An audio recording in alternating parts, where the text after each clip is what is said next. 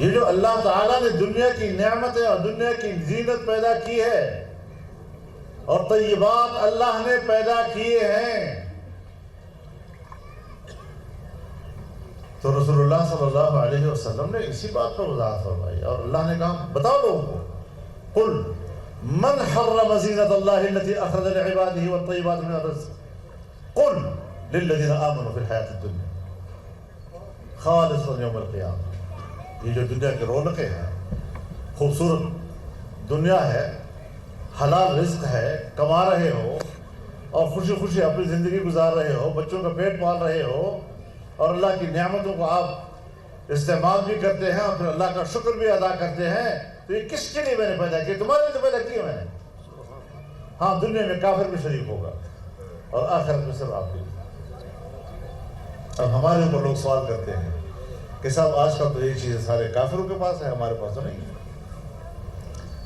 تو یہ پھر اس کا معنی یہ ہوا نا کہ قل للذین آمنوا، ایمان والوں سے کہا کہ سمجھ لو کہ ہماری ایمان کا رشتہ اللہ سے کمزور ہو گیا۔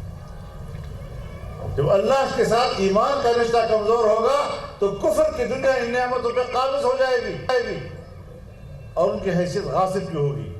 تو غاصب سے بھی تو کبھی بھیک مانگی جاتی ہے نا، تو اب دیکھ رہے ہو نا، ہم پوری دنیا میں گھوم رہے ہیں سے بھیک مانگ رہے ہیں، کیونکہ دو چیزیں بڑی واضح ہونی چاہیے، ایک امن اور ایک خوشحال معیشت۔ اور اسی پر اللہ رب العزت نے جو مثال پیش کی ہے، ضرب اللہ مثلا قریۃ کانت آمنۃ مطمئنۃ یأتیہا رزقہا رغدا من کل مکان فکفرت بانعم اللہ فاذاقہا اللہ لباس الجوع والخوف بما کانوا یصنعون۔ ایک ایسی آبادی کی مثال اللہ دیتا ہے کہ جہاں امن بھی تھا، یعنی انسانی حقوق بھی محفوظ تھے، سوسائٹی میں اطمینان بھی تھا، سکون تھا، اور اس کی وجہ خوشحال معیشت تھی۔ لیکن جب اللہ کی ان نعمتوں کا کفران کیا، شرک شروع کر دیا، ظلم کر دیا لوگوں نے، تو پھر اللہ نے اس کے بدلے میں کیا مدد چکھایا ہے۔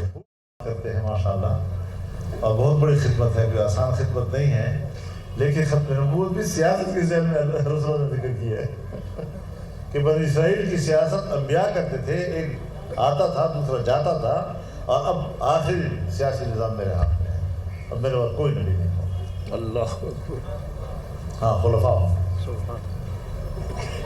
قیامت تک آتے رہیں۔ تو سیاست کے محاذ پر بھی ہم نے اس بات کو لوگوں کو سمجھانا ہے۔ مسئلہ بنیادی یہ ہے، میں ایک بات بڑے وضاحت کے ساتھ کر دینا چاہتا ہوں۔ ہم اس وقت 21ویں صدی میں جا رہے ہیں، 21ویں صدی سے پہلے 20ویں صدی اور اس سے پہلے 19ویں صدی، زیادہ پیچھے نہیں جاتے، اور اس بر صغیر کی بات کرتے ہیں۔ جب تک 19ویں صدی سے لے کر 20ویں صدی کے وسط تک، جب تک بر صغیر کے مسلمانوں کی قیادت علماء کرام کے ہاتھ میں تھی، مجھے کوئی ایک مثال پیش کرو کہ کوئی دیوبندی بریلوی مسئلہ پیدا ہوا ہو، کوئی شیعہ سنی مسئلہ پیدا ہوا ہو، کوئی فساد پیدا ہوا ہو، کوئی قوم آپس میں لڑی ہو، کوئی فساد دنگے ہوئے ہوں۔ ان کی قیادت میں مکمل امن تھا اور امت جڑی ہوئی تھی ان کے ساتھ۔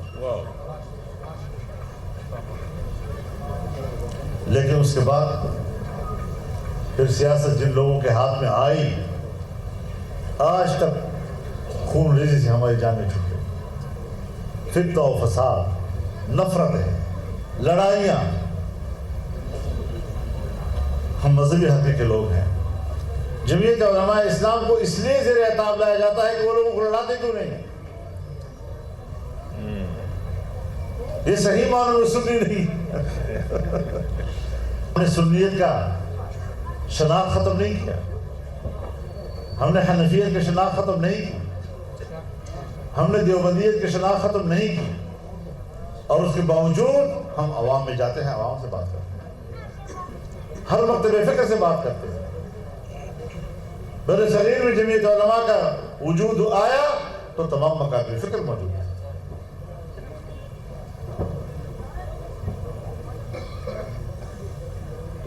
قوم کو جوڑنے کی بات کرتے ہیں، انسانیت کی بات کرنی ہے.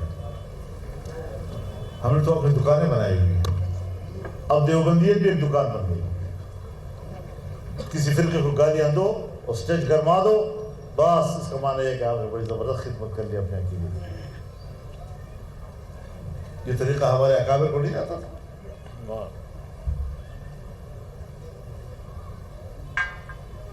کبھی کوئی پوری زندگی میں کوئی ایک آدھ واقعہ کسی موقع پر ہوا، اس کو بطور حوالہ پیش کرتے ہیں، اور پوری زندگی وہ کیا کرو گے؟ تو اس لحاظ سے ہم نے اپنے جدوجہد جاری رکھی ہے. میں نے پارلیمنٹ میں کہا بڑے وضاحت کے ساتھ، میں تمام ممبران کو مخاطب کر